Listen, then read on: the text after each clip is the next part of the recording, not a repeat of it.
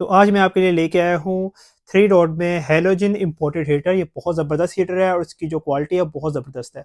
3 rod में हमें ये हीटर मिलता है। इसका ये हाईमैक्स इसका ब्रांड है और सबसे अच्छी चीज़ ये है कि आप इसके 3 रॉड हैं, आप इसको अपनी मर्ज़ी से चला सकते हैं। ये देखें, इसमें मूव वाली ऑप्शन भी आपको मिल जाएगी। यहाँ पे ऊपर इसका बटन लगा हुआ है और बहुत ही ज़बरदस्त क्वालिटी है। इस तरह यहाँ से आप इसको बंद कर देंगे। आपने एक रॉड चलाना है तो 400 वाट, दूसरा चलाएँगे 800 वाट और तीसरा चलाएँगे तो 1200 वाट। बहुत ही तेज़ इसकी हीट होती है और आपका कमरा जो है वो बहुत जल्दी इसको गर्म कर देता है। और इस तरह की हमें इसकी बॉक्स की पैकिंग मिलती है और ये हमें इसके अंदर से इंस्ट्रक्शन वाली इसकी बुक मिलती है जिसपे इसकी सारी जो फंक्शन है वो लिखे होंगे। और सबसे अच्छी चीज़ ये है कि ये इम्पोर्टेड है, ये लोकल बिल्कुल नहीं है और इसकी जो क्वालिटी है वो बहुत ही ज़्यादा ज़बरदस्त होती है।